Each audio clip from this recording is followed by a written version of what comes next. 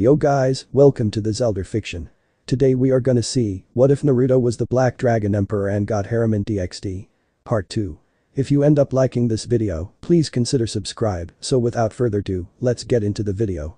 It was a cold night in the village hidden in the leaves. The village was quietly resting, unaware of the horror story that will occur on the next few days. A lone figure was currently standing in front of a large boulder at the foot of a hill, just on the outskirts of the village.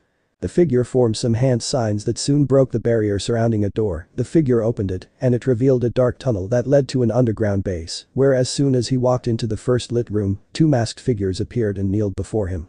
"Lord Dansm," the two figures said in unison. "Let's go." Dansm replied dryly while not even looking at the two. The trio began walking further into the room until they passed through another door that led them to a corridor that he walked through with the two masked men behind. As Dansm walked, the old-timer asked, "It's everything in order?" One of the masked men replied, "Yes sir, the group you selected is ready to move as soon as you give the word, 4-man unit as you ordered, all of them with medical training." "Very well," Dansm replied while looking at the front. After receiving the dossiers of the squad mentioned and giving his approval, he continued his way towards the war room of the root base, and while walking, he asked, "I trust that Rick and Terai are back?" "Yes sir, they are already waiting for you in the war room," the root ninja replied. After a few more minutes of walking inside the maze of the base, they arrived at a large metal door, and after the old man opened it, looked at his two most trusted soldiers and personal guards, dutifully waiting for him inside, Rick and Terai. Turning back at the two other ninja that were escorting him, he ordered them to leave the room and took his place at a seat that looked like a throne in front of the war table, while the two root members took a kneeling position in front of their leader. "Report," Dansm said to his subordinates. "Everything has developed as you expected, sir.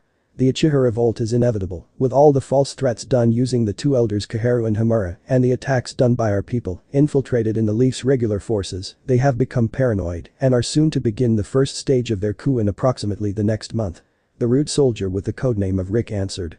She had long silver hair with two medium ponytails on the front, two more on the back, and a few hair strands that covered the top of her mask. She also had an exquisite figure and was wearing a mask with the shape of a dragon's face. "Excellent," Dansm replied with an excited but barely noticeable smirk on his stern face.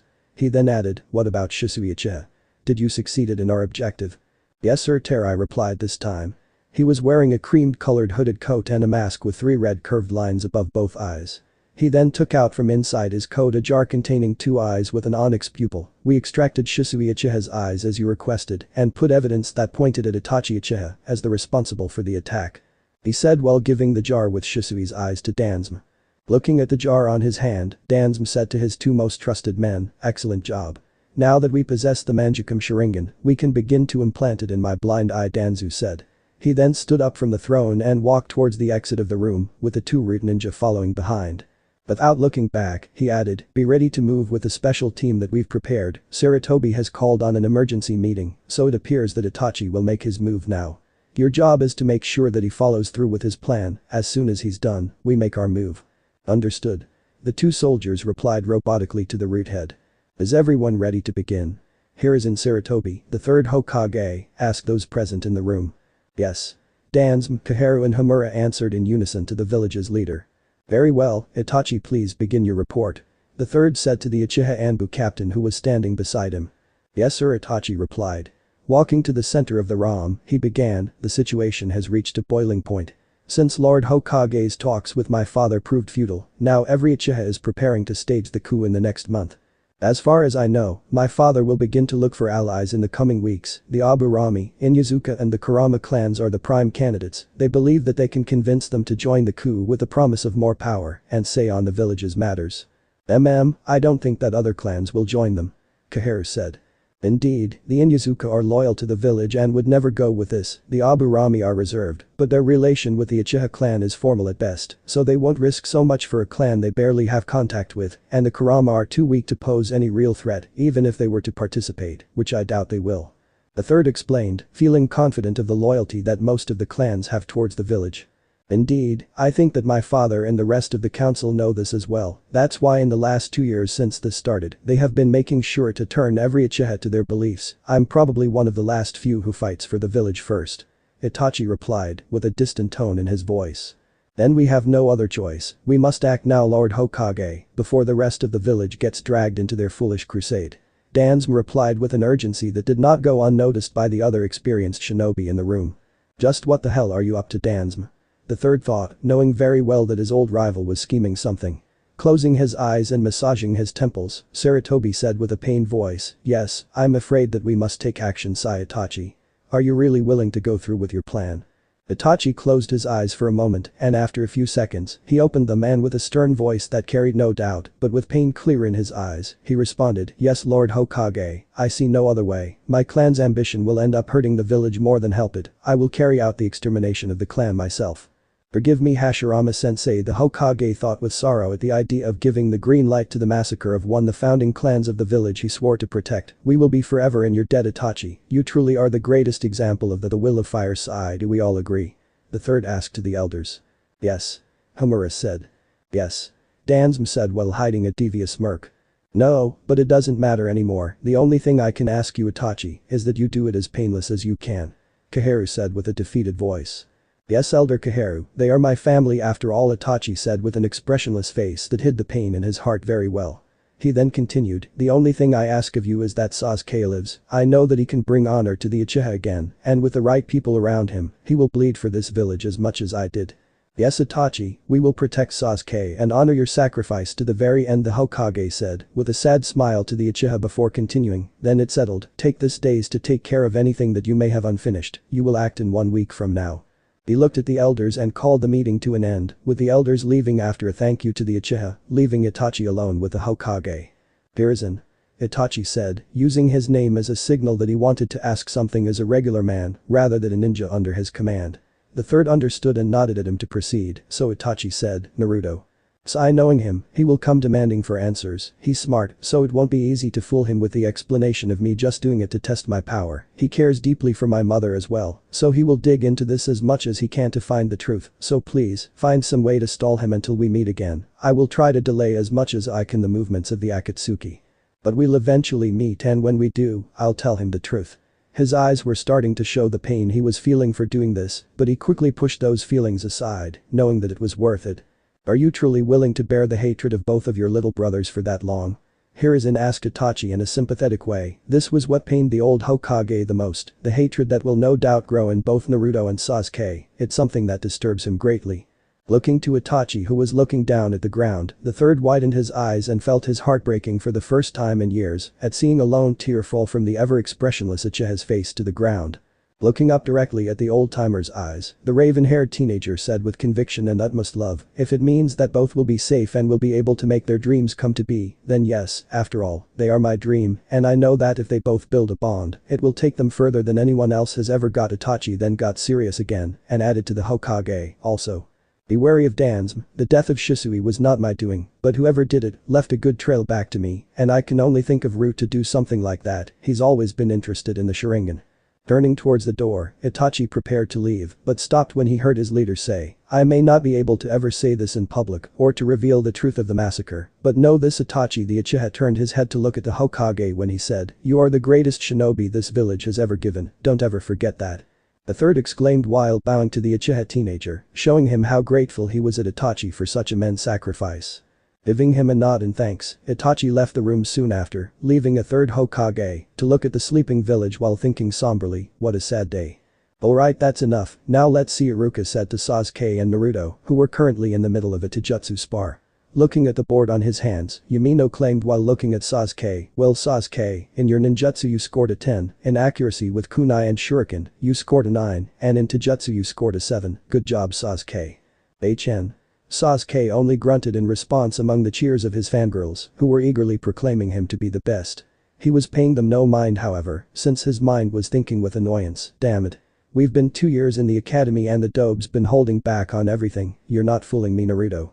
Looking at Naruto then, Iruka revealed his scores, now Naruto well, in ninjutsu you scored a 7, in accuracy with kunai and shuriken, you marked another 7 and taijutsu an 8, not bad, but you can do better, so keep training. He said with a little bit of disappointment in his voice. Yes, Iruka-sensei. Naruto replied among the cheers of his fans encouraging him to do better while thinking grr, I hate this damn it. Having to act like a regular Joe. Hold it Naruto, just 3 years more thou, I think the team knows that I'm holding back. Alright class, you are dismissed for the day, remember to train your taijutsu skills, since we'll keep sparring for the rest of the week, Haruka said to the already fleeting kids who didn't even listen to him. Sigh, kids, he mumbled tiredly. Man, this seriously sucks. And I can't even use the shadow clones cause the old man won't lem. You need to be there to spend some time with people of your age, Naruto said to himself with a mock voice of the third Hokage. Indeed, it's been 2 years since our favorite rap-loving knucklehead entered the academy, and it's been boring. The fact that he cannot show them what he can really do and must hold back on everything to not catch everyone's attention just makes it worse. He used shadow clones once, but the third forbade him to use them so he could spend time with kids like him, since the only people he ever interacted with were grown-ups. Man, I'm sure that only Sasuke would give me a run for my win, everyone else mostly suck, he muttered angrily. His rant was interrupted however, when a low roar coming from his stomach broke him out of his thoughts. Wacha said. He asked his stomach that strangely roared back as if answering, Ichiraku's huh. Well if you insist, he replied happily, not paying any mind to the freaked out looks from the villagers around, thinking he was talking to the 12 wings. He kept walking until he found a small stall that he approached and proceeded to move the curtains that stopped the dust from entering. He then sat on one of the bar stools and screamed, hey old man. Your favorite bottomless pit just arrived, fool. Soon after his greeting, a sound of stuff falling to the ground followed by some curses was heard before a middle-aged man popped his head out and said, wah.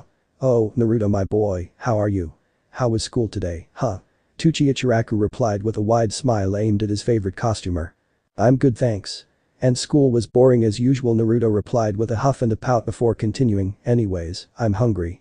You know what to do old man. He enthusiastically exclaimed. Haha, alright, let me go and make you your food am. Come, Naruto is here. You've been waiting for him all day, so come and keep him company while I make his food. Tucci screamed and then chuckled when he heard a squeal followed by a curse and the sound of someone running on the back. The 14-year-old brunette girl with brown eyes appeared from the back of the stall, screaming at the veteran chef, Dad. Shut up. Wow, what if she suddenly noticed that Naruto was there, watching the scene with amusement, seemingly enjoying the girl's distress. Oh. Nah Naruto. Hi. Sorry about you know that how was school today? She nervously said, trying to change the subject while putting both arms behind her back, fidgeting her fingers and wearing a mad blush on her cute face. Haha, she's so damn cute when she gets all flustered, though can't deny she's growing up, Naruto thought, while looking at the 2 mounts that were starting to show beneath her upper clothes. Shit, stop looking you fool. Damn hormones, he reprimanded himself then. Shaking his head from such lecherous thoughts, he replied while scratching below his nose, yeah. Well it was boring, you know I really can't wait for the end of the damn academy so I can go on missions and kick some ass like my big brother Itachi. He said while jumping on his stool, flexing his muscles while doing poses that just made the poor girl more lost in her blooming teenage hormones. Was he checking me out, there? She gave a hopeful thought when she saw where his eyes were looking at a moment ago. Lifting her arm and putting her finger on her lips, she responded, oh. Well, yes that sounds good but it's also very dangerous you know. She said with worry in her voice, she wasn't very comfortable with her crush becoming a ninja. You don't have to worry about me Aya. He exclaimed, giving her a thumbs up and a wide smile before adding, I'll be the strongest ninja that has ever lived so I can protect you and all of my precious people from anything that dares to harm you, y'all see. Naruto's voice was full of confidence and a fire in his eyes that showed his unrelenting determination. Yes. He cares about me. Thought while mentally jumping with happiness after hearing her crush's words. Soon enough though, his first bowl was done and she brought it to him. Haha, well thank you for caring about us Naru, I know that you'll become strong. Here's your bowl. She said with a happy smile on her face and a small blush on her cheeks. Haha, can't believe me, a 10-year-old can make a pretty 14-year-old blush like that, Naruto thought with amusement. Giving her a warm smile back, he grabbed his bowl and said, of course I care, Aya. You can always count on me. Thanks. He then began to happily devour bowl after bowl of the delicious food fit for any god. Naruto, so young and already a master at wooing a lady, you certainly have grown. A silver-haired male wearing a standard Jonin uniform, a mask that covers most of his face and a leaf headband that covers his left eye, leaving only the right one visible said, while taking the stool next to the blonde jinchūriki. Both and Naruto blushed at the comment, making excuse herself to the back of the bar to bring the Jonin's order, along with the blonde's next bowl. Naruto just looked at his bowl while trying to hide his blush from the silver-haired Jonin before saying, I don't know what you're talking about.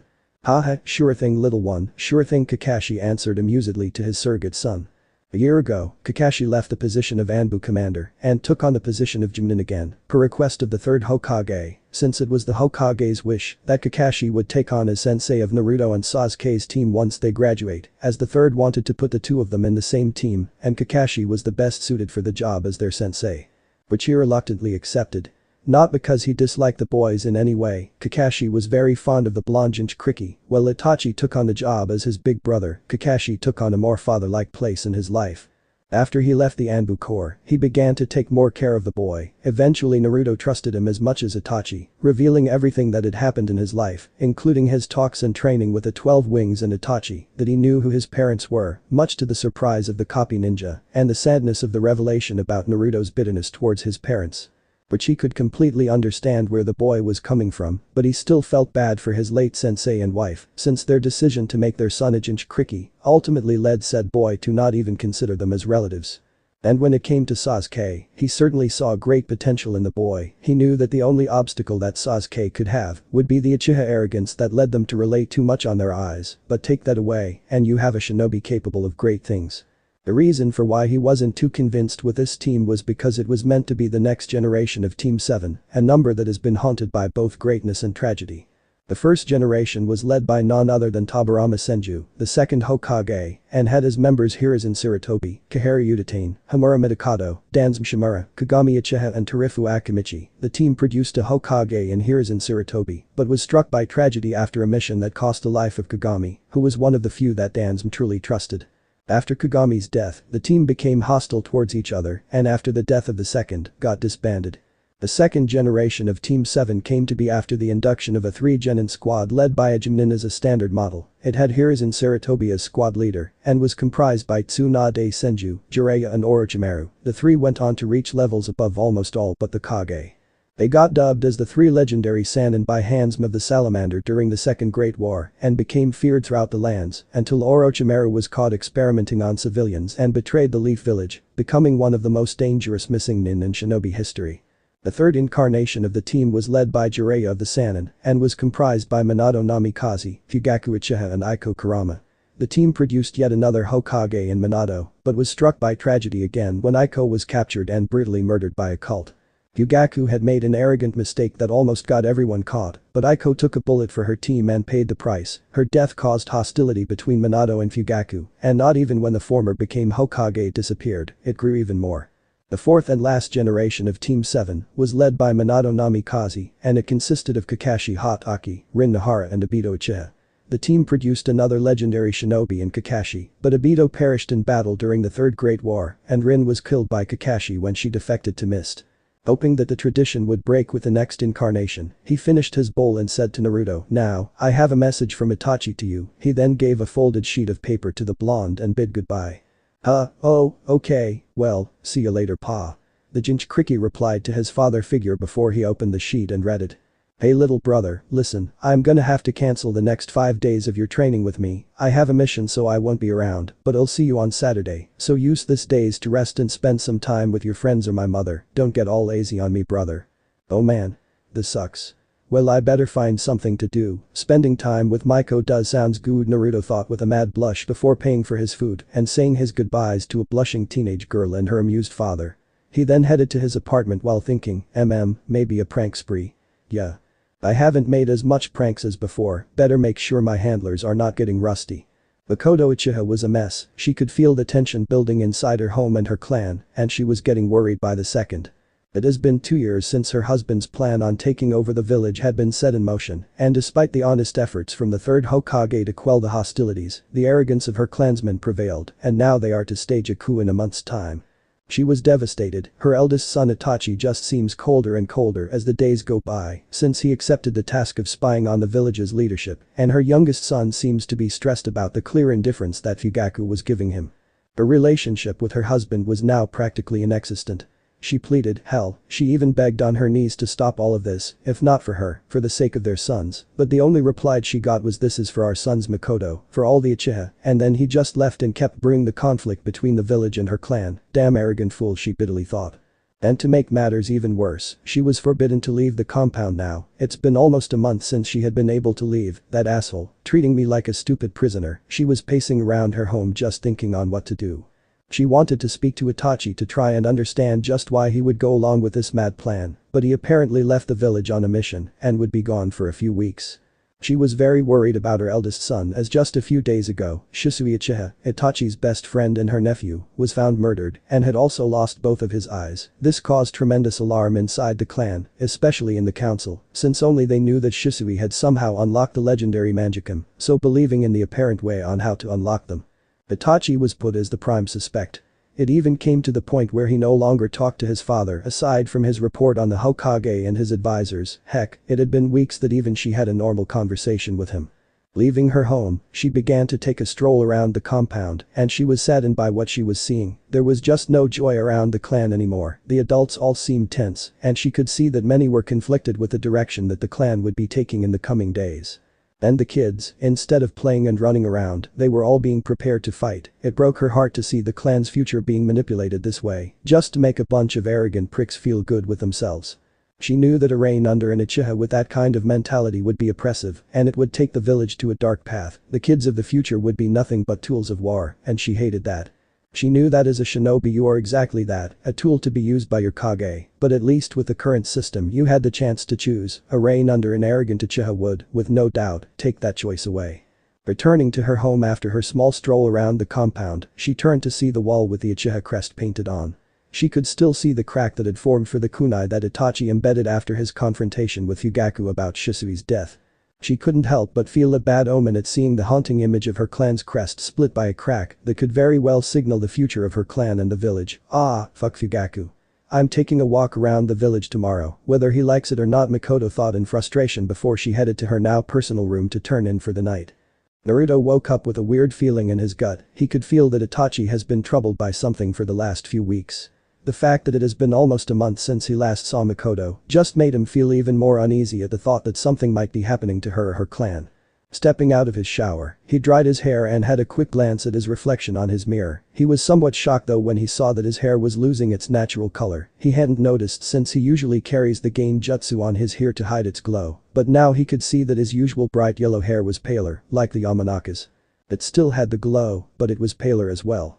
Pushing that thought to the back of his mind for now, he put the genjutsu on again and headed to his kitchen table, where he grabbed a bowl and poured some cereal in to dig in.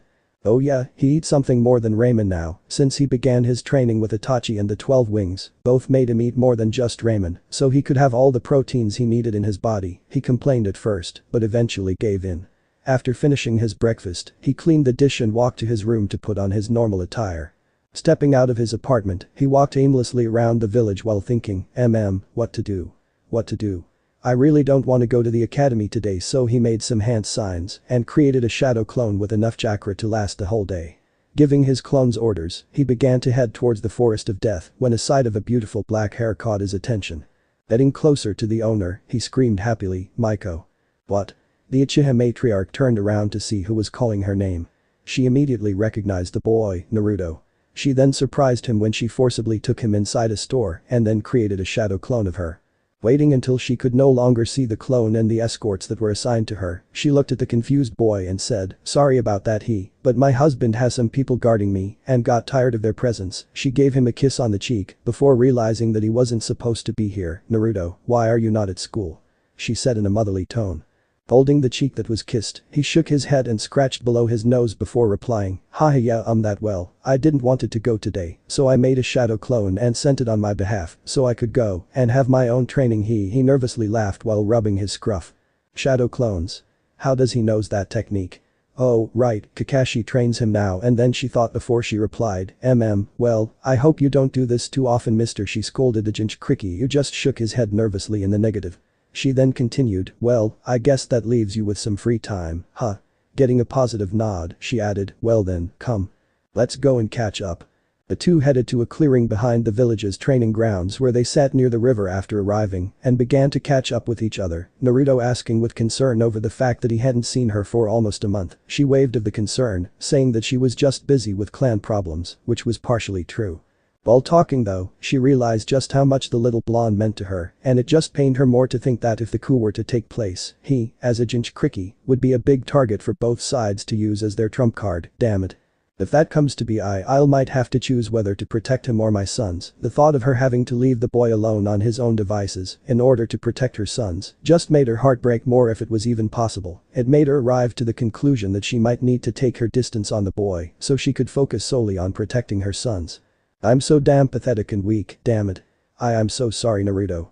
Stealing her resolve, she stood up after chatting for a while with the boy that she holds so dear, said, "Well sweetie, I'm afraid I have to go back home now." So she looked directly at his gorgeous glowing blue eyes with that haunting golden slit that looked at her with such love that it made it nearly impossible for her to walk away, but managed to continue nevertheless. "Sweetie.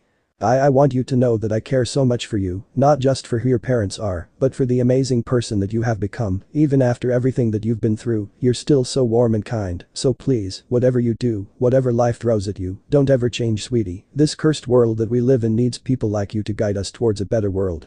So don't stop, keep striving to protect those you love, for that is the only way towards true strength. Whatever happens, know that I'll always care." She hugged him tightly and gave him a long kiss on his cheek.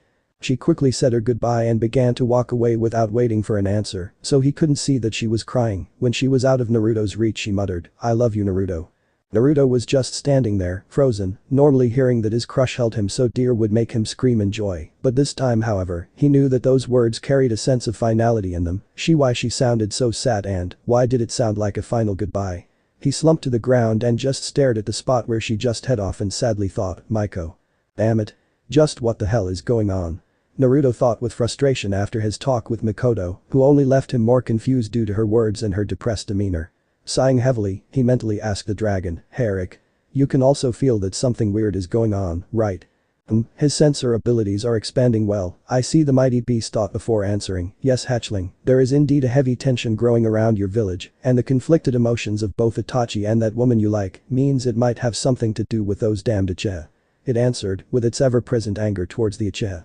To this date, Naruto still doesn't know why it hates them so much. The only ones it seems to refer to in a calm way are Itachi and Mikoto, and whenever he asks why so much hate towards them, it only replies that the time for all his questions to be answered was close, irritating the blonde more. I knew it. Naruto thought with exasperation, but why none of them tells me anything? Maybe the old man knows what's up. He then headed towards the Hokage tower, intending to figure this mess out. Arriving in his usual style by jumping through the window, he was surprised to see that for once, the old man was not reading his usual small book, but he frowned after seeing that he too looked troubled by something. Thinking that it wouldn't hurt to ask, he made his presence known and said, "Hey old man. How's it going, huh?" Getting out of his stupor, the third Hokage looked to the sound to see his surrogate grandson leaning against the window frame. Giving him the best smile that he could muster at the moment, he replied, "Ah, Naruto my boy. Good son, everything is alright, how about you? How's the academy been for you? I've heard that you've made a good job with keeping a low profile." Giving the Hokage a huff with a pout, he replied, "Yeah, and it sucks. Having to act like if I could only do so much just makes being in a place learning stuff that I already know more unbearable, you know," he said heatedly, with a verbal tick that made the third remember a fierce red-headed female. "And you know what? I think that Sasuke actually knows that I'm holding back," he finished. Raising an eyebrow, the old-timer said, "I already told you Naruto, it's for your own good, you need to spend some time with kids your age and whatever you mean by Sasuke knowing." Sitting on the couch inside the office, he looked at his leader and surrogate grandfather and responded, yeah, I know that, you say it every time." Taking a deep breath to gather his words, he continued, "Well, at first, I could see that like almost everybody in my class, he saw me as just an average ninja that enjoyed pranks too much, but as time went on, I could see that he grew more interested in me after one day I beat some bullies that were picking on a Haiku girl. I don't know if he saw me do it or if the girl spread the tale around, but immediately after that day, I could see that he became more wary of me. Well, I don't think it will matter if he finds out, as long as he is your friend and doesn't go around telling, then I don't see the problem," the third said while filling his pipe with tobacco. "Well, that's the problem, he ain't my homie, Homs," Naruto said, standing up and opening his arms while tilting his head to the side. Blinking in confusion, the third said, what? My friend, yo old timer. He ain't that, yo. He's my rival at best," he said while doing complicated hand signs that not even the professor could understand. And here I hope that you'd stop listening to that garbage you call music," Hiruzen said, sweat dropping at the blonde's antics. "Never fool.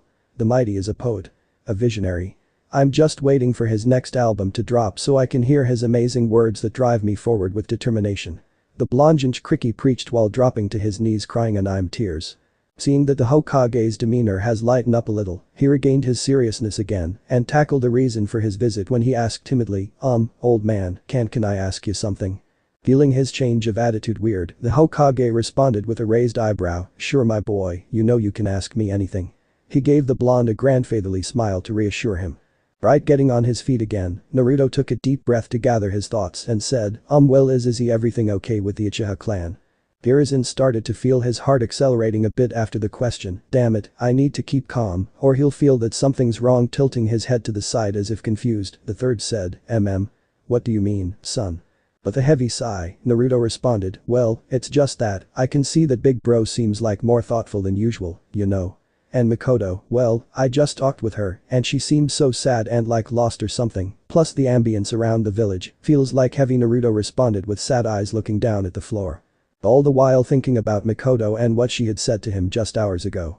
Well, Itachi was right, he is very good at sensing people's emotions. I need to keep him occupied with something, trashing his brain around for ideas. Hiruzen suddenly came up with something and said, oh well, the Uchiha are a powerful and big clan my boy, so problems are something that regularly occur, but about Itachi and Mikoto's behavior. I would guess that Itachi's troubled by Shisui's death just 3 days ago, and I guess that Mikoto is just worried for her son. What? Shisui-sensei is dead, Naruto screamed. Since Shisui was Itachi's best friend, Naruto obviously knew who he was. He used to pop up occasionally during his training with Itachi, and sometimes he was trained by Shisui whenever Itachi wasn't available, so hearing about his death hit him like a meteor. Yes Naruto, I guess Itachi couldn't tell you because he had to leave on a mission immediately. I'm sorry, I know that Shisui was a good friend to you as well, the third said with pain at seeing his adoptive grandson's hurt eyes at the news. I just hope he is able to endure what's coming. I know he'll move on, but the hatred that will grow for Itachi could lead him or Sasuke to a dark place, Hiruzen thought with regret. I see, Naruto responded with a small tear running down his cheek. Looking at the ground for a few seconds, he looked back at the Hokage and said, I guess that could be it. After a heavy sigh, the old Sarutobi said to Naruto, I know it hurts Naruto, but the people that leave this world keep watching over us every day. The important thing is to never forget the things that made us care for them and carry on with our lives to honor them. Seeing that his words helped to bring the blonde's mood up a bit, he requested, hey Naruto, could you do me a favor? Squinting his eyes, confused as to what could the most powerful man in the land of fire ask of him, he replied, sure I guess, what is that you need, old man? Well you see, my grandson, Konohamaru, has been pestering me for training. He's 6 years old and doesn't seem to understand that he still needs to wait 2 years to enter the academy, but I thought that since you began to train at the age of 5, you might be able to help him with the basic stuff so he can stop ticking me off all day about it. What do you say? The professor said with a smile. Putting his finger on his chin, Naruto gave it some thought and saw that it couldn't hurt, so agreed, well, sure, why not, I'll teach the brat some stuff. Good, thank you son, who knows, maybe you can even find a future apprentice in him. Now here, Sarutobi said with a smile, while writing down something on a small paper, he lives with my son Asuma, here's his address, stop by tomorrow after school, and you can begin. Then, I'll better get going to prepare what I'll teach him. I have the week off after school since big bro is out on a mission, so I can teach him some stuff before he comes back. He kept the sheet in his pocket and headed towards the window, saying before jumping out, well, I see you around, old man, bye. With that, he took off towards his apartment. Waving goodbye at the boy, Hiruzen sighed for the 1,000th time in the week, and while blowing some of the smoke from his pipe, he thought, I'm going to have to ask Kakashi to be more pending with Naruto. If I can at least ease his pain a bit, I'll be able to honor, if just a little, Itachi and Mikoto's sacrifice. Forgive me, Naruto, bringing his tired gaze down to the floor. The old Sarutobi took some minutes to clear his head and then returned to his paperwork. The plant-like figure was walking through a dark tunnel. The only thing that one could see was the Venus flytrap outline of his shadow. After a few minutes of walk, he arrived to a partially destroyed castle on the top of a hill. The castle was surrounded by mountains, and the heavy snow served to make it almost impossible for someone to stumble upon it unless you knew exactly how to get in. It was also protected by a magical barrier that stopped anyone and anything from teleporting inside. Walking through the giant wooden doors, he soon arrived to the main hall, a huge room with a lone throne at the top of some stairs that were at the opposite side of the room. Looking at the roof, one could see that the castle was the site of a major attack. Almost all the castle was destroyed, only the main hall had partially survived. The wall behind the throne was almost gone, and one could see the mountains and the moon from the large hole in the wall. The light of the moon was lighting the hall from behind the throne, but the partially demolished wall casted a shadow that managed to cover the throne and the top half of the stairs from view. Arriving at the foot of the stairs, the plant-like figure looked at the top and could see a lone slender figure wearing an armor that made him look like a warrior king, sitting with one leg crossed over the other. He was resting his head on his fist while resting the elbow on the armrest of the throne. At either side of the throne, there were two equally obscured figures. One appeared to be a tall man, while the other seemed to be a short-haired woman. After a few seconds, the person sitting on the throne spoke with a playful voice. "Oh. Kukuku Zetsu, my boy. I trust that everything is going according to our evil plans." He moved his fingers excitedly. "Yes, everything is moving as you planned." What it seemed to be like a black half of the figure said before the white half continued. "Toby is already with Itachi. The massacre will soon take place." "Ah. Good, good, good. Itachi might be a wild card, but he is important to our plans. Make sure that he accepts the opportunity in Akatsuki Kukuku," the man ordered. "Yes, but what if he betrays the Akatsuki?" the black half asked. Giving a childish laugh, the mysterious man replied, "Ah. Well, I couldn't care less, dear boy. Toby is interested in him, and to stop that fool from doing something stupid, we need to throw a candy at him so he keeps in line. The Akatsuki are means to an end, and so is Toby, but in the meantime, they need to stay focused, and those stupid vengeances and wishes of grandeur will only waste more time." The strange man then chuckled and added, "Finally we have all the things we need, so we must begin our moves now." He finished with a serious tone that countered his previous attitude. "Yes, we understand, we'll take our leave now," Zetsu replied before turning to exit the castle. After disappearing from sight, the female asked, "So, are we making our move now?" "Oh, no my dear, not just yet. We'll let our little friends have their fun for a while. Once they've accomplished their goal, we move." Kukuku, the man on the throne, said, giving a playful laugh at the end while thinking, "It's almost time, granny, almost." "Stupid school, stupid kids, stupid teachers," Naruto mumbled while making his way to the Hokage's grandson's house. "Seriously, I'ma lose my shit soon, son." Shaking his head from his frustration, he arrived at the Sarutobi compound and began to search for the right house. 8, 12, 13, 14, 15 There, 16, this gotta be the place. Knocking on the door, he gave a quick lace around the compound and thought, I thought the place would be bigger, even having a Sarutobi as Hokage. The clan doesn't seem that powerful outside the old man." His thoughts were then cut short after the sound of the door opening was heard.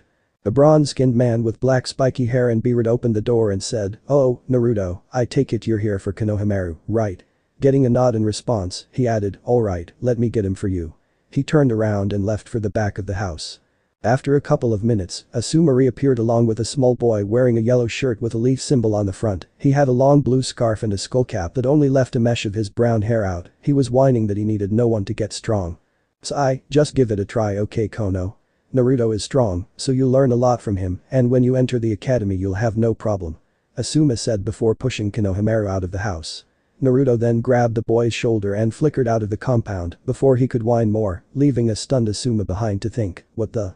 I know the Kakashi trains the boy occasionally, but he already knows the body flicker. That's impressive." Arriving at the middle of the forest of death, Naruto appeared on a puff of smoke while grabbing a stunned Konohamaru, but since he didn't want to acknowledge anybody, much less this blonde, he freed himself from his grip and said, "Huff, if you think that you've impressed me with that simple trick, you are wrong. I already told Uncle Asuma I don't need anybody's help.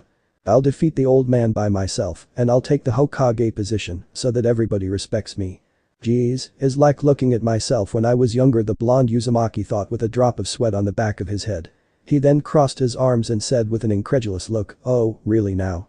Think you can take the geezer down on your own, huh?" Pointing at Naruto, Konohamaru said, "For sure. The old man stands no chance against me." Taking a few steps away from Konohamaru, Naruto took a fighting stance and said, "Well then, if you are so sure, then come at me, let's see if you can bite as hard as you bark, little boy." He was trying to make the boy lose his temper while doing a come here hand gesture. The taunt definitely worked since the boy got red out of rage and screamed, "I'm not a little boy. I'll show you." Konohamaru ran straight at Naruto trying to land a punch, at which Naruto just sidestepped without any problems. Taking the opportunity, Naruto quickly crouched behind Konohamaru and said, "Let me show you the most horrible forbidden jutsu of our village." He closed his hands together with only the index and middle fingers pointed directly at Konohamaru's ass and said, "Hidden Leaf Secret Finger Jutsu. 1000 Years of Death." Using chakra to enhance the strength of the attack, he shot his fingers forward and successfully inserted the technique into Konohamaru's bottom, making him scream in pain, thinking that nothing could be more painful than what had just happened to him. Crashing a few meters away from Naruto, Konohamaru quickly began to rub his butt and with some tears in his eyes, screamed, "Hey. That hurt. What the hell was that?" That was me teaching you that you are not strong enough to beat the old man as you say. Naruto said while walking towards him. That's not true. It was just a fluke. The small boy heatedly responded, still rubbing his sore butt. With a heavy sigh, Naruto crouched in front of the Sarutobi boy and said, Konohamaru, why do you want to be Hokage? Feeling a little confused by the sudden question, Konohamaru quickly jumped to his feet and said while pointing at Naruto, easy. So everyone will acknowledge me as Konohamaru and not as the honorable grandson. Massaging his temples, Naruto retorted, do you even know what a Hokage does? Of course. They are the strongest of the whole village and fight only the best. Konohamaru said eagerly. Konohamaru, do you have people you love? Naruto said. What? Ah, well yes. The old man and Uncle Asuma. The boy responded. And do you want to protect them? Naruto asked quickly after the boy's response. Obviously. Konohamaru said, not seeing where this was going. Well then, that'll make it easier for you to get this into that thick skull of yours, Naruto said, laughing after seeing the taunt working and making the boy angry while thinking, haha, yup, just like me. He got closer to Konohamaru and put his hand on the boy's shoulder, saying, Kono, a Hokage is someone that protects the village with every drop of sweat he or she's got. To be Hokage you don't only have to be the strongest around, you have to be compassionate, wise, just, you must always see for the good of every person in the village, you must love the leaf with everything you've got. Kono, your reasons to be Hokage are completely selfish, you want to do it for yourself, not for the common good. Being Hokage is being the most selfless person in the village, for you will always have to put the common good before your own desires sometimes, even your own family. He said with bitterness at the last part of his speech. Looking at Naruto with awe and a few tears in his eyes, Konohamaru whispered, "Ho, how would you know all that?" Patting the boy's head, Naruto replied with a chuckle, "Because I was just like you." Earning a surprised look from the boy. Continuing, he added, "Yeah, haha, I had the same dream for the exact same reason, until my big brother told the same thing I just did, and I finally understood what being Hokage truly meant, taking some steps away from the odd boy." He gave Konohamaru a confident smirk and asked, "So what do you say, Kono, are you willing to work your ass off so you can become a true Hokage? There are no shortcuts for that, you'll sweat, cry and bleed to get there, but if you truly want that, then I have no doubt that one day, you'll take the hat from me." Wiping what was left of his tears, Konohamaru gave Naruto a wide smile and said with confidence and fire in his eyes, "You got it, boss. I promise that I will work harder than anyone. I won't let you down, boss." That's the attitude, Naruto said with a smile after seeing his now new apprentice so focused on his dream. For the next 3 days, that was Naruto's routine. He would go to the academy in the morning, then he'll head to Ichiraku's for a quick bowl or a dozen, and then he would meet Konohamaru outside the Forest of Death to train him. The little Sarutobi had certainly grown on the jinchūriki since their little talk the day they met. The boy has had a major change in attitude. He even stopped his assassination attempts on the third, much to the surprise and delight of the same. Naruto could see that if the boy kept this going, he would be the one that could become his protege. However, today, he was excited. Today was Saturday, and his big brother was to be back on the village. He took a shower, had a bowl of cereal, and headed to the training ground that Itachi uses. As soon as he arrived, he suddenly felt his sense of danger go nutso. Turning around, he saw a barrage of kunai heading straight at him. Seeing that he has no time to escape and nothing to substitute himself with, he made a small jump and after some hand signs, he screamed, "Wind style." Great breakthrough. Aiming his mouth towards the ground, he blew a strong stream of wind, successfully propelling him out of harm's way. However, he didn't had any moment to catch his breath since as soon as his feet touched the ground, a large ball of fire was shot at him. Getting over his seconds of panic, he formed more hand sings and said, "Earth style. Mud wall." He slammed his hands on the ground and a giant wall made of mud rose from the soil, successfully stopping the fire attack. After the smoke from the fire died down, Naruto looked around trying to find his attacker when suddenly, the sky began to tint red and the ground started to shake, and looking up, his eyes almost popped out of his sockets after seeing a big-ass meteorite coming from the sky at a fast pace. Quickly regaining his wits, he thought, "The fuck, what the hell is this? A genjutsu? Yeah. That's it." He then stopped the flow of his chakra and said, "Release." Releasing him from the genjutsu just in time to see that his attacker has decided to take the fight to the physical stage. He immediately ducked a kunai that passed by him just millimeters above his head and quickly grabbed one from his pouch. Taking a few steps away from the attacker, Naruto threw some shuriken at his attacker and screamed, "Shuriken Shadow Clone Jutsu." As those words left his mouth, the 5 shuriken he threw turned into 20, which forced the attacker to take a defensive stance to avoid being pierced by the sharp objects. Taking advantage of this, Naruto made some hand signs with incredible speed for a kid and said, "Fire style. Fire crow." A medium-sized crow made of fire made its way towards the attacker, but unfortunately for Naruto, the attacker was even faster than him.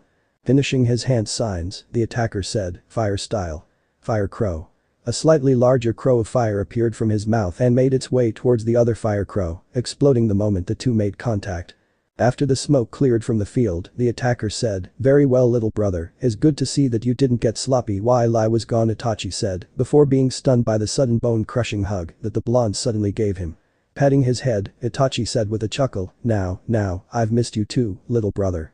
Not releasing the hug, Naruto said while having his head buried on Itachi's stomach, "Big bro, I heard about Shisui-sensei." With a sigh, Itachi gently released the hug and got to eye level with the jinchūriki. Resting his arm on the blonde's shoulder, he said, "Yes, I'm sorry I couldn't tell you myself, I had to leave on an urgent mission, but he died a week ago." I understand," the boy said while looking down at the ground before he brought his gaze back at Itachi and continued, "But, how are you?" he timidly asked. With a strange smile that the Uchiha only showed to his little brothers, he said, "Sigh, well, it was hard, but I'm okay. I know that Shisui wouldn't want me to lose myself over his death, he would want me to move forward." Itachi then stood up and hitting the blonde's forehead with 2 fingers, he added, "You actually remind me of him, you know." Massaging his forehead, he said with a surprised tone, Really why?" Placing his hand on his chin, the Uchiha teenager responded, "Well, he was just like you, he loved pranks, he was smart and always took on everything head on, and like you, he was fiercely loyal to his precious people and would stop at nothing to protect them," Itachi said fondly while thinking about his late best friend. Looking at the blonde again, he continued, "But even if he's gone now, it is our job to keep on living and to carry on with our dreams, just like he did until the very end." With his eyes glued to the ground, Naruto thought over what Itachi said, and after some moments, he looked back at his elder brother figure and said, Did he had a dream?" "Ah yes, an amazing one, little brother." Looking at the sky, the Uchiha continued, "You see, Shisui met a beautiful girl a couple of years ago on a mission that he did along with me. We were supposed to assassinate a corrupt judge in the land of claws, but apparently, Rock had the same idea, so they sent a kunoichi to do the job. After a friendly fight, we decided to ally and work together to bring the judge and his mob down, but along the way, those two really hit it off, and I guess that they sort of fell for each other." Itachi sighed and added, "The problem was that the Leaf and Rock have the worst relationship out of the other villages, due to the fourth decimating a good portion of their army single-handedly. In the midst of the Third Great War, so being together was not an option." Looking back at the boy to see that he had his complete attention, he regained his breath and carried on with the story, "So after we said our goodbyes, he told me something on our way back home that I will never forget." Flashback. Itachi and Shisui Uchiha were hopping over tree branches after having successfully finished their mission in the land of claws. Immediately after saying goodbye to the Rock kunoichi, they began their trek back to the Leaf. "You know Itachi," Shisui said after the long silence. "What?" his stoic best friend replied.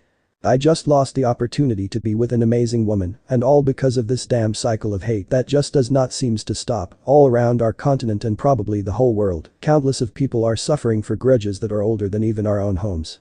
Shisui explained with a small amount of anger in his voice. Not really knowing what to say to his saddened best friend, Itachi looked back at the front and replied, "Yes, we do live in a cursed world. I'm gonna change that," Shisui said with determination. Surprised by his words, Itachi looked back at his best friend with a raised eyebrow and asked, "How?" Looking back to where they came from, Shisui took a deep breath and looked directly at Itachi's eyes when he replied, "I don't know, but if there is such a thing as peace, and I mean a true peace, one where we can live together as humans, not as soldiers fighting for different flags, a peace where a Leaf boy can freely fall in love with a Rock girl and start a future together. If such a thing exists." Turning his head forward, he said with a confident voice that held no doubts on his determination, "I will find it, no matter what." With a small smirk on his face, Itachi looked forward as well and asked his friend, "What was her name anyway?" With a small smile on his face, Shisui replied, "Kuritsuchi." Then flashback. He had the dream that one day we would find a way to unite the people, so that nobody would ever be afraid to befriend someone from another village, but now, it's up to us, little brother. Itachi finished his story and looked back at Naruto, who had his face down in thought. "Kuritsuchi," Naruto thought, finding it sad that maybe she'll never know what happened to Shisui.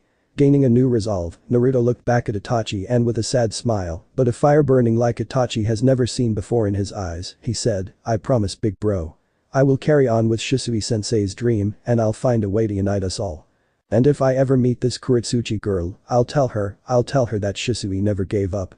With an immense sense of pride flowing through Itachi at seeing his little brother carrying his best friend's dream forward, he looked at the sky and thought it is indeed worth it. Naruto and Sasuke are my dream. I have no doubts now that any sacrifice that comes is worth it for these two. He then looked down at Naruto and said, if somebody can carry on with that dream, it's you, Naruto. I believe in you, little brother.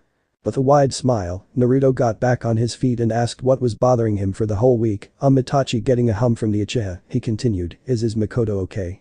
I mean, I saw her earlier this week but she looked so sad and said things that sounded like, I don't know, weird, like a final goodbye or something. At first I thought that she was just worried for you, but before that day, I hadn't seen her in almost a month and she just looked so down, you know. Naruto said with worry evident in his voice. Patting the blonde's head, Itachi waved off his concern saying, don't worry little brother, since she's the matriarch of my clan, she's just been stressed by some things that have been going on inside the clan, but mother's just tired, that's all, she'll be back to normal soon, you'll see. Seeing that his words alleviated the concern in the boy a little, he continued, now. After that spar that we just had, I am really proud to say that I have nothing left to teach you, Naruto. You've grown into an amazing shinobi with a promising future. What you do from here on out, it's up to you, little brother. What? Boo, but I don't know if that's true. I wouldn't know what to do, Naruto said with great sadness, as if thinking that he would be losing Itachi. Now, don't get so down, bro. This is a point that every shinobi reaches one day. When they do, it's up to them to choose the path they will take, and today is your day. I will always be there to guide you, he said with an incredible hidden sadness, knowing that it was a lie, but it must be you the one that moves forward your own ambitions. Itachi finished with a proud smile. Giving his brother an honest smile back, Naruto replied, 8. I understand now. I will work harder than anyone and I will grow strong so I can protect my precious people. And so I can make Shisui's dream, my dream, a reality. His determination and conviction were back strong after hearing those words, relieving his elder brother. That's my brother, Itachi said proudly to the blonde. They spent the rest of the day talking and fooling around until eventually they had to take their separate ways. After a few minutes of saying goodbye to the blonde, Itachi thought, your path begins tomorrow, little brother, whatever life throws at you, including what I'm about to do, I know that you'll endure. The next day, Naruto woke up feeling uneasy. He had a nagging feeling that something wasn't right, he could feel it everywhere. As he walked through the village, he could see that every shinobi was feeling uneasy as well. Something big was about to happen and he knew it. What is this feeling? Naruto thought while walking down the road that leads to Ichiraku's. Arriving at the ramen bar, he sat on his usual stool and said, hey. Somebody here. Soon enough, Ichiraku appeared from the back of the bar and said with a smile, ah. Naruto, it's good to see you, my boy, the usual. Receiving an affirmative nod from the blonde, he began to make his food when he heard Naruto saying, hey old man. Do you feel that something's weird? Naruto asked while scratching his cheek. Looking thoughtful at first, the ramen cook kicked his rusty ninja skills on again and could feel that the blonde was right, there was indeed something heavy on the air. Now that you mention it, yes, the air around the village seems heavier, the veteran chef replied, putting the bowl of ramen in front of Naruto. With a frown, Naruto took the bowl and said between slurps, I knew it. Just what the hell is going on? Taking a thoughtful stance, the old chef replied, I don't know, my boy, but be careful, just in case. Yeah, I will. He finished his bowl and with a goodbye to the Ichiraku, he left the stand to look around and see if something was amiss. He couldn't find anything though. The third was not in his office today, since usually on Sundays he would always do his work at home. He even searched for the girls he knew. Hana was out on a mission, so he couldn't ask her anything, but both Anko and Ikgao said the same, that they too feel that something was wrong. Ikgao was the best sensor in the Anbu Corps, and she said that she could feel that all the shinobi around the village too felt anxious, but apparently, no one knew what was causing it, and the Hokage hadn't given any alert or orders to be wary, so everything was just a big mystery. Naruto spent the rest of his day fooling around with Shikamaru and Shinji until their parents came to pick them up. He stayed in the park for a couple of minutes just looking at the stars and then headed home. When he arrived at his apartment, he took a bowl and made a quick dinner, and soon after a quick shower to refresh himself, headed straight to bed, feeling incredibly tired for running around the village, trying to figure out what was going on. He dozed off so hard that he couldn't feel that someone was inside his apartment. The figure walked stealthy towards the boy and then lifted the blonde's shirt. The figure then channeled some chakra into the seal on the boy's stomach, and after a few seconds, the figure felt his conscience being pulled into the seal. Opening his eyes, he could see that he was pulled into a forest with giant trees. It was a large forest, since it seemed to have no end wherever he looked at, but he could hear waves hitting the coastline, and soon after, a deep divine voice. Uchiha, the voice could be heard coming from the same direction that the waves were coming from. Itachi then made his way towards the sound and soon found himself looking at a beautiful sea, and as he looked up, he could see that the clouds were gray, but they didn't made the view sad, in fact, it made the ambience of the coast feel fresh and cool. Looking around, he saw a majestic beast, a beautiful 100 meters tall red dragon with black lines around its body. The dragon had 12 equally beautiful wings and was resting its giant head on its front legs. The beast seemed to be peacefully relaxing with the cool breeze of the shore when without opening its eyes, the 12 wings said, "You called, uchiha. To be able to create such a beautiful place in your mind, you truly are amazing, little brother," Itachi thought before bowing to the dragon while saying, "Yes, thank you for accepting to speak with me, Lord Drag." Opening its giant eye in surprise, the mighty being said, "Well, you're certainly different from your clansman Itachi Uchiha, to be able to know my name. How did you know who I am, boy?" The now identified Drag asked the Uchiha teenager with genuine surprise. Raising his head to meet the dragon's gaze, Itachi replied, "Well, I've always found interesting the subject of the tailed beasts and where they come from. The knowledge is scarce and their beginnings are unknown, but when you appeared, nobody knew what you were, so people labeled you as the 10th tailed beast due to your 12 wings, but I could see that you weren't that and I was not the only one. Some people, to this date, still debate whether you are a tailed beast or not." Regaining his breath, Itachi sat on the cool sand and continued, "But one day, I was sent on a mission at the border of the continent to recover some artifacts that a wealthy collector was interested in. Then, I happened to stumble upon a beautiful village like I've never seen before. It was clearly a village built by refugees from the western continent, since it is common knowledge that that continent is plagued by wars even fiercer than ours, so it is possible to find refuges in the border of our continent, but this happened to be a well-hidden village. Since the moment I stepped in, the people noticed me. They were only wary though, since I was a foreigner. But then I thought that if nobody in my continent knows who you are, maybe these people knew." Looking at the dragon, he saw that the dragon was intently listening to his tale, so taking a deep breath to continue, he added, "So, I headed to a bookstore and asked the clerk if he knew anything about the 12 wings. At first he was confused, but when I described you, he immediately knew what I was talking about and went to grab a book and gave it to me saying that everything about you was in that book." Really now? And what did it say?" Drake said, genuinely intrigued by the story. "The book is called The Gods That Watch Over Us, and it talks about the 3 dragon gods that balance the world, all 3 with the distinction that they all have 12 wings. The golden dragon emperor is Ekram, who is the god of the underworld, the white dragon emperor Arkham, who is the god of light, and the red dragon emperor Drake, who is the god of darkness. Is it true?" Itachi asked the mighty beast. With a low chuckle, Drake said with a small smirk, "Yes, it is true, striking to see that humans can be so perceptive." Closing its eyes, the dragon relaxed again to the sound of the waves and continued, "However, those are titles given to us by humans. My true title, the one given by my father to me, it's different. My true title is the absolute god of end. I balance everything that falls into that small word, death, darkness, hatred, fear, all those kind of things. I oversee that they exist so that my dear brothers can exist as well." Opening its eye again to look at Itachi, Drake inquired, "Now, why would you happen to be so interested in me, boy? I do hope that the book let you know that it is impossible to lie to me." The dragon asked with a hint of suspicion at the Uchiha's motives. "Naruto," Itachi replied. Seeing the scales above the dragon's eye lift a bit as if confused, he elaborated, "Sigh. My mother was a very good friend to both Naruto's parents, especially his mother Kushina, so after the news that both her and the 4th died, my mother immediately wanted to adopt Naruto so he wouldn't be alone, but the 3rd said that if she were to do that, it would raise too much suspicion about Naruto's true heritage. She still wanted to go through with the adoption until my father put a definite stop to that by forcing her with clan laws, promising that he would keep some of his men watching over Naruto." The dragon snorted at that, seeing that the boy was never watched over until he was 5. Itachi then complied, "Yes, he never kept his word. My father is very bitter when it comes to Minato, so he had no intention on looking out for him until the day that I met him in a park. He was alone and I had free time, so I spent some time with him playing. When I told my mother about it, she asked, no, she begged me to take care of him. I could see that she was desperate." Itachi then gave a small smile and said, "She didn't had to tell me that though. The boy quickly grew on me and he became my little brother, and because I love him, I wanted to know everything about you, including how to kill you if you ever were to hurt him." Itachi finished with a voice that said that he would do anything to protect the boy. Feeling impressed by the teenager's resolve and love towards its container, Drake replied, "I'm impressed, boy, your resolve is quite admirable." The dragon emperor took a deep breath and added, "Now, I believe that due to your words, you are about to do something large. Maybe you are the reason there's a heavy feeling around the village." Looking down at the floor, Itachi sighed and responded, yes, my clan is staging a coup to take over, and both Naruto and Sasuke are to be used in it, especially Naruto since he's a jinchūriki, so I will put a stop to it. I will not let anyone harm my brothers, not even my own clan. The dragon took some seconds to look into Itachi's eyes to see the meaning of his words, and after some time, it said, I understand your words, boy. I believe you want this to be kept between us. Getting an affirmative nod from the uchiha, it continued, very well, because your sacrifice is noble, and you are indeed a person worthy of my respect, I will keep this between us. After a bow and thanks from Itachi, Drake asked, now, is that what you wish to speak with me?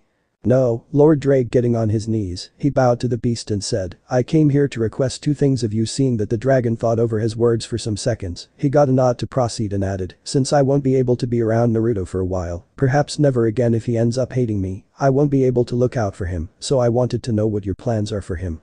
Very well, however, this stays between us, boy. Naruto will know in a few more years when he is ready, understood? Getting a nod in response, the Red Dragon Emperor told its plans for Naruto to Itachi. At the end of the explanation, Itachi was dumbfounded beyond belief, never in his life was he expecting this. It took some good 15 minutes for Itachi to recover from the shock. Stammering, he said, is he really his transmigrant? Seeing the dragon nodding in affirmative, he continued, and the other thing is why all the girls around. Getting another nod in response, he took a deep breath while thinking, wow Naruto, you do have a knack for extraordinary things. He then said. Thank you for telling me this, I do feel proud and at ease of his future. Now, for the last thing, I wanted to ask you to please watch over him. The dream he has now adopted, it's a hard one, and along the way there is more darkness than light. All I ask is to please guide him and help him. He will need people that cares for him. He holds great power and I have no doubt that he could either become the greatest beacon of hope this world has ever seen or the one that will bring our annihilation. Getting up from the sand, the dragon adjusted itself so that he could be face to face with Itachi, and surprising the Uchiha, the god bowed and said, you are a worthy man Itachi, I will grant you your request, I will watch over him and guide him through whatever path he chooses. Itachi bowed gratefully to the god and said his thanks. He felt another pull, and when he opened his eyes again, he was in his body looking at the still sleepy blonde. Caressing his forehead, he whispered, farewell little brother. He then walked to the kitchen and left a small note on the table before heading out from the boy's apartment, taking a deep breath as he looked at the stars and made his way towards the Uchiha compound. However, Itachi did not count it with Naruto's loose bladder and that he usually wakes up in the middle of the night to take a piss. It has only been a few minutes since Itachi left and Naruto woke up, drowsily heading to the bathroom, and after taking a piss, he felt his stomach grumble a bit. Yawn, maybe a quick snack, he mumbled as he walked to his kitchen and turned on the lights and grabbed a grain bar while he sat on a chair and ate it peacefully. After finishing it, he realized that there was a note on his table. What? That wasn't here before I went to sleep, he mumbled to himself before taking the note and read it. Dear little brother, I'm sorry for all the pain that I have caused you, I'm sorry for having to leave you and for what I did. Know that what I did had a purpose. You might never understand it, you might never forgive me, but whatever you do, whatever path you choose, I will always be proud of you. Wada? Naruto said, confused after seeing this note that was clearly from Itachi. First Maiko and then this. He started to crack his brain, trying to find out what the hell was going on. Whatever you did. Maybe I was supposed to find this in the morning, but that means that shit. He quickly grabbed his jacket and jumped through the window heading to the Uchiha compound. Damn it Itachi, what the fuck are you going to do? He muttered, dreading the answer. Running and jumping as fast as he could, he felt a chill running through his spine after the heavy smell of fresh blood assaulted his nose, and after a few seconds, he arrived at the Uchiha compound. No, he whispered while looking at the gruesome sight of massacred people all around the compound. No. Getting out of his frozen state, he suddenly remembered his crush, Maiko. He ran towards the larger house of the compound and walked into it, and once inside, he frantically began to search for her scent. He found it after a few seconds, and after following it, it led him towards a door that he immediately opened and was horrified by the scene he was witnessing. Itachi, why are you doing this? Mikoto screamed desperately at her eldest son after he stabbed his sword through Fugaku's heart. Because you were going to destroy my village, our village. Lord Third tried to negotiate, but as spoiled brats, we refused. We wanted so bad to hold the power that we forgot that the village comes first, Itachi said, after extracting the sword from his father's body and looking at his mother, he added, I had to stop you from using Naruto. My father had no problem with releasing the 12 wings to rampage around the village. Getting closer to his kneeling and crying mother, he rested the tip of his sword on her chest and said coldly, I will not let any of my little brothers be used like that, and I will always protect this village, even from you. With a desperate look on Mikoto's eyes, not wanting to believe that this was real, she asked her son, why kill everyone? You could have just killed us, the council. You killed everyone, even the children. Because the seed of revolt and arrogance are too deeply planted into the Uchiha's teachings, the only way to fix our clan's arrogance is to destroy the clan as a whole. He pulled his arm back a little and said as he lunged the sword, I'm sorry mother, rest now. He then shot his arm forward but felt a shuriken stabbing his wrist. The attack managed to move his hand a little, but it was not enough to avoid his mother's chest as the sword cut clean through her, and Itachi looked towards the door to see a blonde looking at him with confusion, horror and anger. Naruto, damn it, he thought after seeing his brother. Makoto felt the cold metal pierce through her while thinking, I'm so pathetic, I failed everyone. Itachi Sasuke Naruto as she fell to the floor, she looked at the door and could see that the blonde was looking at her with a horrified face and a well of tears falling from his eyes. Gathering the last of her strength, she tried to formulate some words to the boy, Naruto, but she never got to end her sentence as her strength left her and finally lost the light in her eyes. Naruto was completely frozen after witnessing the most important woman in his life being pierced through the heart by the sword of the most important person in his life, who was also her son. The only reason he threw the shuriken was due to his reflexes. Gathering strength to at least say some words, he whispered, Itachi what the fuck are you doing? He looked at his older brother who could see that his normally glowing blue eyes were replaced by a neon red pupil with a golden slit that made him feel as if he was being judged by the Red Dragon Emperor himself. Naruto grabbed his kunai and screamed before lunging straight at Itachi, why? Foolish little brother. While Naruto was incredibly fast, Itachi was still 10 times better in every department than Naruto. He prepared to dodge the attack while thinking, I'm gonna have to push him a bit more. Easily sidestepping the attack, Itachi used the hilt of his sword and hit Naruto on his back, sending him straight to the floor. Feeling the pain running through his body from the hit, Naruto weakly got on his knees to see the lifeless body of the woman he loved so much. Looking back at Itachi, he said with hate filling his voice, why? He saw Itachi's eyes turning into a pattern he had never seen, and before he casted his Tsukuyomi on him, he heard Itachi say for power, and then, he found himself looking at Itachi piercing Makoto's chest over and over again before everything went dark. Grabbing the unconscious boy, Itachi quickly flickered directly inside the third's house before anyone could see that Naruto was there, startling the old man in the process. Itachi did something go Hiruzen couldn't finish his sentence after he noticed the unconscious body of his surrogate grandson. He then asked with worry, what happened? Why is Naruto here? Putting the boy down on the couch, Itachi replied, something must have woken him up a few minutes ago, so I believe he found the note I left him and went to look for me at the compound. He arrived just before I killed my mother. Seeing the pain in the teenager's eyes at saying those words, the old Hokage realized that Itachi must have achieved in gaining the hatred from the blonde. Sarutobi then said, then. It's done, but I must return to confront Sasuke. The third heard him say before Itachi patted the blonde's head and saw Itachi's lips whispering something that broke the old man's heart.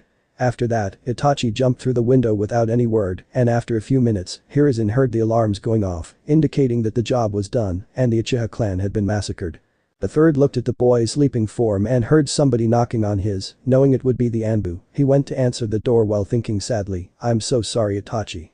It has been 2 weeks since the Uchiha massacre, and the whole village was still on a shocked state. Nobody was feeling safe, and the trust the villagers had for their own ninjas lowered since it was one of their own that decimated the village's most powerful clan in one night.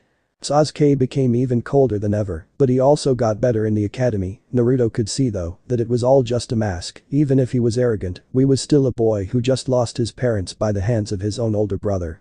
Naruto was no different. In those 2 weeks, he rarely spoke to anybody, not even Kakashi could get more than a few words out of the blonde. The people that knew about Naruto's relation with Itachi, the third, Hana, Anko, Ikao, Am, Tuchi and Kakashi, were worried sick about the boy. Heck, even Tsume went to check on the boy, and the only thing she received was an I'll be fine, don't worry about it. But everyone knew that the goofball knucklehead everyone loved might be gone forever, and that saddened them greatly. Naruto was currently staring at the window in his classroom, ignoring everything around. He just could not stop thinking about his talk with the third after waking up in his house on that fateful day. Flashback. Naruto woke up jumping and soaked in sweat. He frantically looked around and he could see that he was no longer in the Uchiha compound. Looking around in more detail, he recognized the place as the third's house as he tried to crack his brain, trying to figure out how he got there. He wanted to believe everything was just a nightmare, but he knew better. The sound of the door being opened broke him out of his thoughts. Ah, Naruto my boy, I'm so relieved that you're alright. Hiruzen said to the boy while giving him a quick paternal hug. Naruto broke the hug abruptly and frantically said, old man, there's no time. Itachi he's gone mad. Yo you gotta stop him. He had tears gathering in his eyes as he remembered Makoto's death. Seeing his surrogate grandson in this broken state was horrible for the old man, but he needed to be strong. Naruto could head to a dark path if there's no one there to guide him. The Hokage needed to make sure that no one, especially not Danzm, will take advantage of the boy's anger towards Itachi to manipulate him. Resting a hand on the Jinchūriki's shoulder, the third said with a grandfatherly voice, "Sigh, I'm sorry Naruto, but it's already over, Itachi is gone, and only Sasuke survived the massacre." Naruto looked down at the ground and with tears streaming down his face, he weakly whispered, "Why would Itachi do this? Why?" "Sigh, I don't know my boy, I don't know," the old Sarutobi responded, feeling guilty that once again, he was lying to the blonde. Before he put me in that game jutsu tha that replayed me Miko's death, controlling his breath to stop the tears from falling. Naruto continued after calming down a bit, I asked him why would he do this, and he said for power. He had such cold eyes when he said it. Naruto stood silent for a few seconds, just processing everything.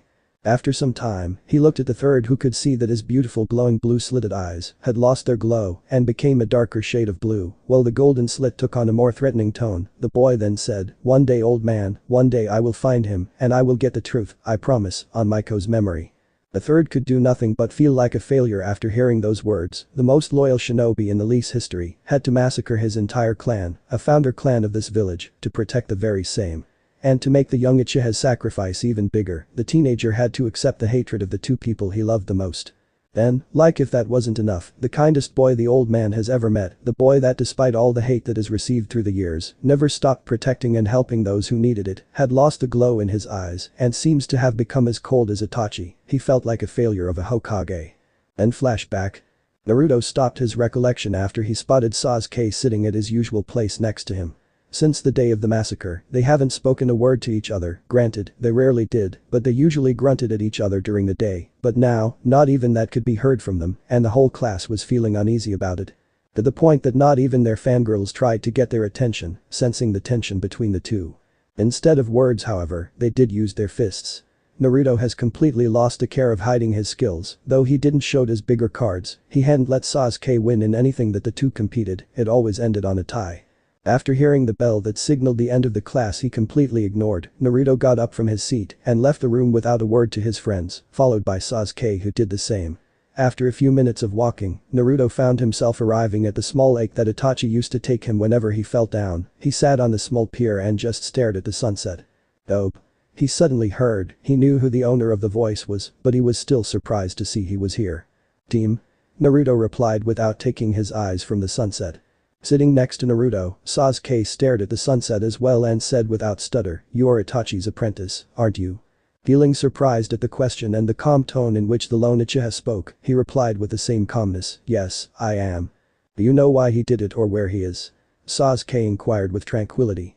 With a heavy sigh, Naruto looked down at his reflection on the water and replied, "No." A few minutes passed and the two just sat there in silence. Feeling a little uneasy about the silence, Naruto questioned, "How did you know?" Looking at Naruto from the corner of his eye, Sasuke replied, "One day, 3 years ago, I saw you practicing taijutsu, but what took my attention was that it was like seeing Itachi. Your moves now may have changed, but since I also trained with him, I know that some of your movements are from him. That's how I knew that you are his apprentice." Sasuke then looked at his reflection on the water and continued, "But I also know that he was as much a brother to you as he was to me." He surprised the blonde enough to make him look directly at Sasuke's face as he added, "Don't be so surprised, my mother always cared for you, even if she barely spoke about you.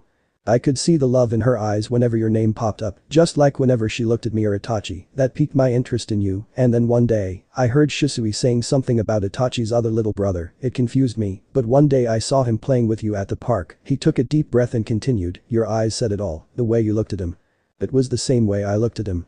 He then looked back at the sunset.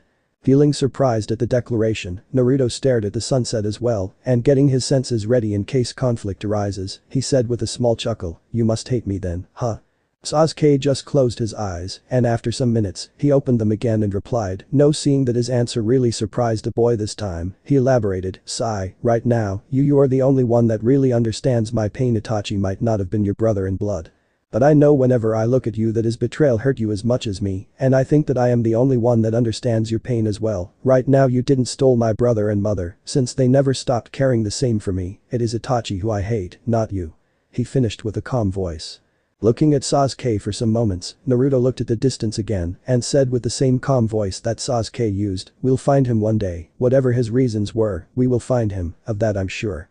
Looking at the same spot that Naruto was looking, Sasuke replied, "Yeah, we will." Both stayed there in silence for the rest of day, not aware that they were being looked at through a crystal ball belonging to the third Hokage.